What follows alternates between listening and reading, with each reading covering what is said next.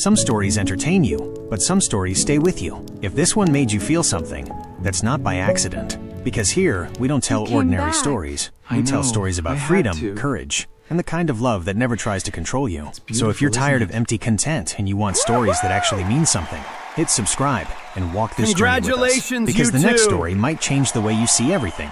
Caleb pushed open the stable door, the hinges shrieking against the howling storm. A massive body writhed in the damp straw, shoulders as broad as 2 wooden planks. Her back was covered in bruised lash marks. When she looked up, the golden eyes of a Scythian warrior instantly made Caleb tighten his grip on the lantern. She was at least 7 feet tall, over 2 meters and 10 centimeters, strong and rippling with muscles despite her exhaustion. "Stay back." Her voice was hoarse, broken by shallow breaths and the biting cold. Caleb did not move back, but he did not reach for his gun either. He saw the snapped bindings, the torn wounds at her wrists, and the quiet blaze of desperation burning in her eyes. "You are on my land," Caleb said slowly. "I do not want trouble. Are you hungry?" She tilted her head, eyes wary like a hunted animal. No answer. Caleb placed a bowl of food on the wooden floor, then stepped back. "If you want it, eat." After a long while, the Scythian woman crawled forward, trembling as she picked at the food with her hands. As Caleb turned away, she spoke so faintly, it was almost a whisper. You will not hand me over to them?" Caleb replied with just one sentence, short and solid as bedrock. "I do not sell people." The snowstorm did not stop. Night after night, the wind slammed against the cabin walls as if trying to tear apart the fragile shelter of 2 human beings. After bandaging the wounds of the Scythian woman, Caleb decided to let her stay in the cabin, not because he trusted her, but because he knew one more night out in the stable and she would freeze to death. Lyra, that was the name she spoke when Caleb asked, to lay near the door, where the draft was coldest, her hand always gripping the small knife he had given her during first aid. Caleb did not object. Anyone who had survived to adulthood in the tundra had learned to trust instinct before trusting people. By the 3rd morning, the snow was so deep it had buried the water trough outside. The cabin had turned into a wooden box trapped in a sea of white. Caleb was tending the fire when Lyra suddenly asked, "Why are you not afraid of me?" Caleb simply shrugged. "You are big, strong, but the cold is scarier than you." That made Lyra glance at him, puzzled. She had never met anyone who spoke to a Scythian warrior with such ease. Later that same day, while Caleb was stacking firewood in the corner, he said half-jokingly, "If this winter keeps us trapped much longer, folks in town will start saying I plan to start a whole family before spring." Lyra turned to look at him, the corner of her mouth lifting into a cold, proud smile, the kind only a Scythian woman who had never bowed to anyone could give. She said every word like the edge of a blade. "I would sleep with you and have children with an ordinary man?" Caleb laughed, not the least bit offended. "Hearing it out loud from you, I have to admit, it does sound reckless." Lyra scoffed, but when she turned away, her eyes glinted with something else, not disdain, but something closer to surprise at the calmness of the man before her. That night, the snow fell even heavier. The wind howled around the cabin, making long, beast-like roars. Caleb added more firewood to the stove and laid a thick blanket over Lyra. "Do not move too much or the wounds will tear," he said. Lyra looked at him through the flickering firelight for the first time, not with the eyes of someone ready to strike down anyone who came too close. She asked softly, her voice a little gentler, "Why are you doing this?" Caleb answered simply, without a pause, "Do not let anyone die in my house. That is all." Outside, the storm still raged across the Iron Mountains, but inside the cramped little cabin, the distance between the two began to shrink, even if neither one would admit it. Ever since Lyra had stayed in the cabin, every night was the same. She slept restlessly, her breathing sometimes heavy, sometimes broken, occasionally jolting awake as if ready to strike down some invisible threat. Caleb noticed, but he never asked. He did not want to rip open a wound she was still trying to cover with silence. One evening, when the storm had eased a little, Caleb sat by the fire, sharpening a blade. The flames cast shadows across his sun-worn face. After many minutes of silence, it was Lyra who finally spoke. "I was not born to hide in a little house like this," she said, eyes gazing into the distance. "I am a warrior of the Aethel bloodline. Since childhood, I was trained to ride, to hunt, to fight, and never bow to anyone." Caleb set the blade down. "But right now, you are running." For the first time, she did not respond with anger. Lyra sighed a deep breath that seemed to carry the weight of an entire mountain range. "They ambushed me when I was alone, tied me up, sold me through 3 provinces. Those filthy men, their eyes. I would rather die out in the snow than fall back into their hands." Caleb said nothing. Lyra gently touched one of the lash marks on her shoulder. "I fought back, killed 1, wounded 2, but there were too many. They beat me until the knife handle snapped in my hand. Caleb walked to the wooden cabinet, pulled out a bottle of herbal medicine and placed it in her hand. She looked surprised. "You are not going to ask anything else?" Caleb answered, his voice low and steady like the oak tree at the front door. "What happened does not make you weaker. It only tells me how strong you really are." Lyra paused. Her face, usually as cold as stone, softened for a moment, just a flicker, but enough for Caleb to glimpse the part of her she always kept hidden. Later, as Caleb returned to the fireplace, Lyra spoke again, her voice quiet, almost a whisper into the flames. "No one has ever treated me like you do. No one has ever let me stay in their home without wanting something in return." Caleb did not turn around. He simply said, "You are breathing. You need a place to sleep. That is reason enough for me." Lyra looked at him for a long time, a look no longer laced with suspicion, but with something else, something she did not want to name. Outside, the snowy night began to calm, but inside Lyra's heart, a different kind of storm had begun to change its course. That afternoon, the sky suddenly darkened, even though the sun had not yet begun to set. Caleb was chopping wood behind the cabin when the sound of horse hooves broke across the snow. Fast, impatient, and full of bad intentions, he squinted toward the thin white road. 2 men on horseback were heading straight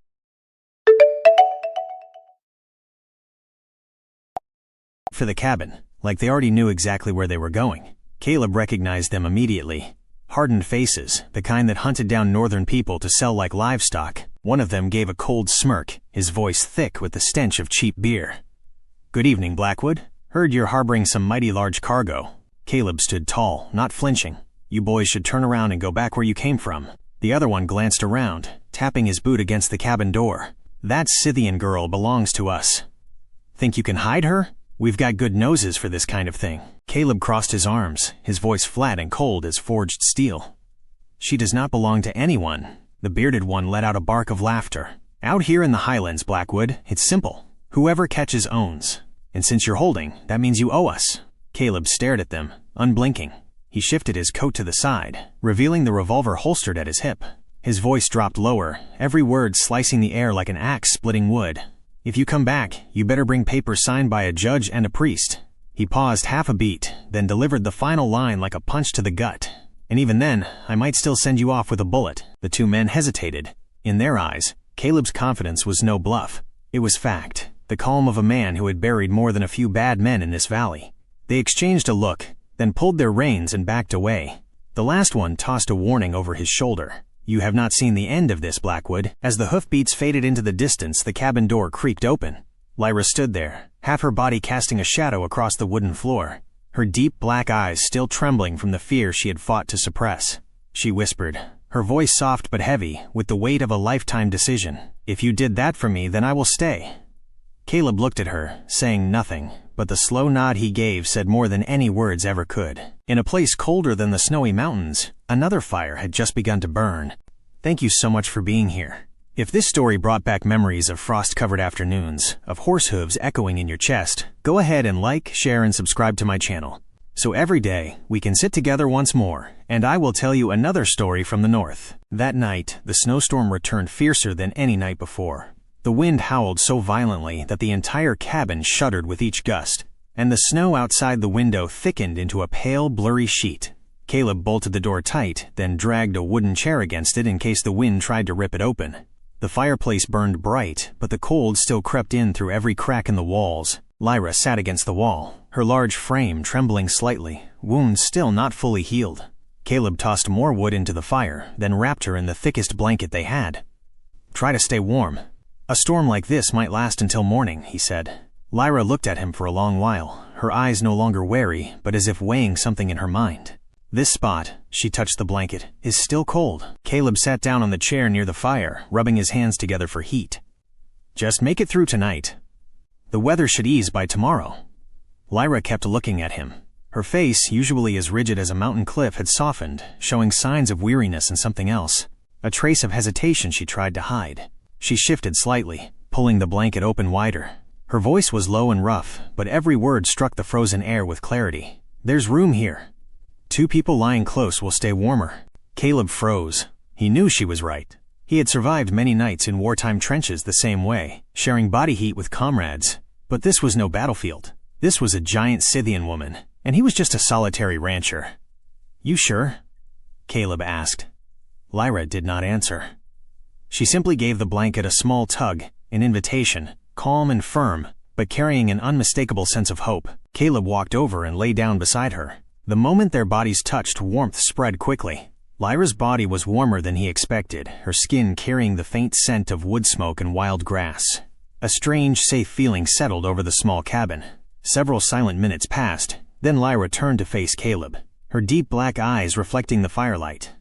She reached out and gently touched his cheek. "I trust you." In that moment, Caleb placed his hand behind her neck, pulling her close, until their lips met in a slow, warm kiss, unhurried, but strong enough to melt every layer of ice she had ever built around her heart. When they pulled away, their breaths mingled like two trails of warm smoke. Caleb whispered, "You're safe here, always." And for the first time, Lyra rested her head on his shoulder, dropping every defense she had ever held. Winter, at last, loosened its grip. The first patches of melting snow trickled down the mountain slopes, revealing damp brown earth and trembling blades of early grass under the morning sun. Caleb's cabin, buried in white for so many weeks, now seemed to re-emerge into the living world. Caleb opened the door earlier than usual, welcoming the first warmth of spring. But this morning, before he could step outside, he saw Lyra standing on the porch, her broad shoulders nearly filling the doorway. She was looking down at her hands, then slowly placed one large palm over her belly. A simple gesture, but enough to stop Caleb in his tracks. "Are you all right?" he asked, his voice instinctively softening. Lyra turned to him, her eyes no longer fierce like in those early days, but deeper, calmer. She reached for Caleb's hand and placed it over her stomach. His hand was burning. Her belly carried a strange, radiant warmth. "There is a child," Lyra said slowly, as if each word was a vow. Caleb stood still for a few seconds. Everything he had thought, everything he had not dared to think, came rushing at once. But in the end, the only thing that escaped his lips was a smile, a rare smile for that weathered face. "Well then," Caleb said, gently squeezing her hand, "we'll need more room, and I'll build a cradle, a strong one." Lyra looked at him for a long time, so long Caleb thought she might take her words back. But then she placed her hand over his chest, right where his heart pounded hard beneath. "I used to look down on you," she confessed. "Thought you were weak, small, not worthy of my warrior blood." Caleb exhaled lightly. "Yeah, I figured." But Lyra shook her head. "Now I understand. True strength is in not running away, in not fearing me, in never asking for anything." Caleb let out a rough, quiet laugh. "That's because I love you." For the first time, Lyra's face truly softened. No longer a warrior, no longer a wounded giant, just a woman standing at the beginning of her own spring. She spoke quietly, like confessing something greater than any battle. "And I choose you." The spring wind swept through the wide open door, gently rustling the old curtain. Caleb gave her hand another squeeze, then said, "Then let's get started. We've got a lot to do to build a home." News traveled faster than wind across the prairie. Rancher Caleb Blackwood marries a giant Scythian woman. That one sentence was enough to send the entire town of Coldstream rushing to the little church on the hill, where Father Thomas usually only performed weddings for old local couples.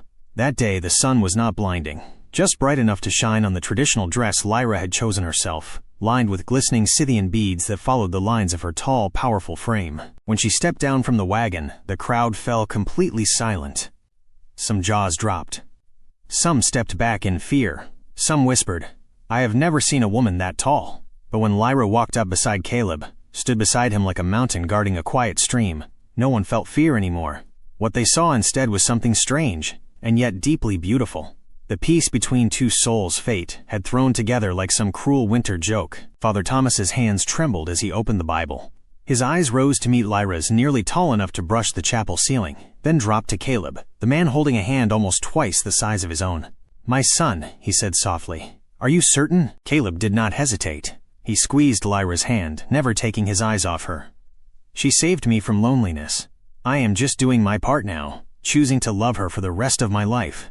The room erupted not in laughter or mockery, but in surprise.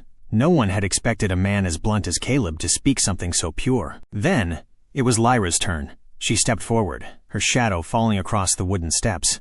Her voice rang out deep and steady, filled with the authority of a warrior.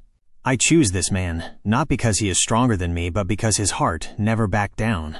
She placed her hand over her belly.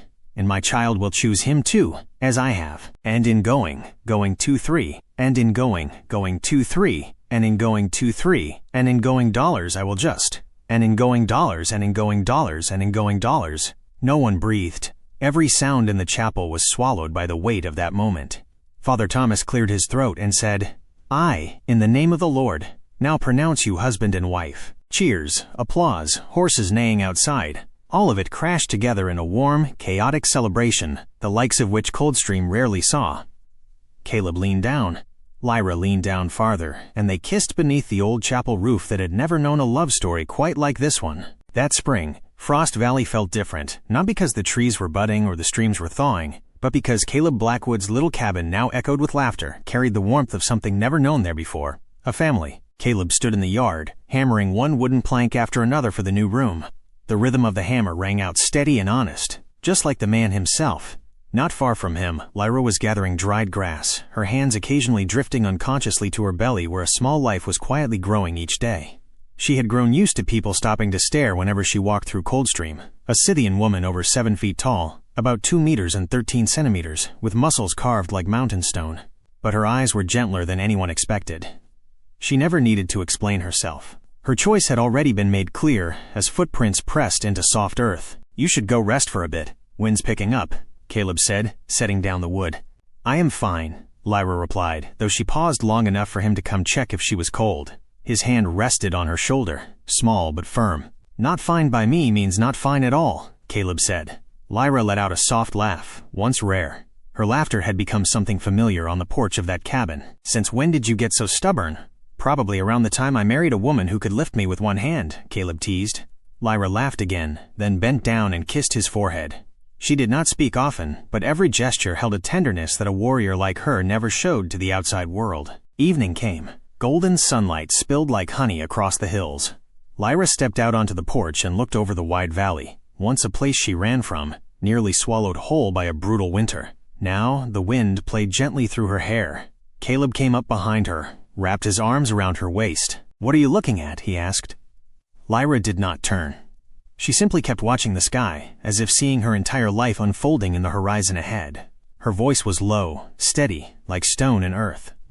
"This place feels closer," Caleb asked softly. "Closer to what?" Lyra placed her strong hand over his, gave it a quiet squeeze. "Closer to you. Closer to peace. Closer to home." The little cabin at the foot of the hill glowed with firelight. Smoke curled into the air, rising into the spring wind like a signal. A man, once a lonely rancher, and a woman, a giant Scythian once hunted and feared, they were no longer running. They had carved out a place of peace for themselves, where winter could not win, where the past no longer held chains, where a child was growing inside Lyra, and a new future was being written one day at a time. Love is. If you enjoyed this journey, please like this story and share it with those who need to hear it. Don't forget to subscribe so you never miss a new story.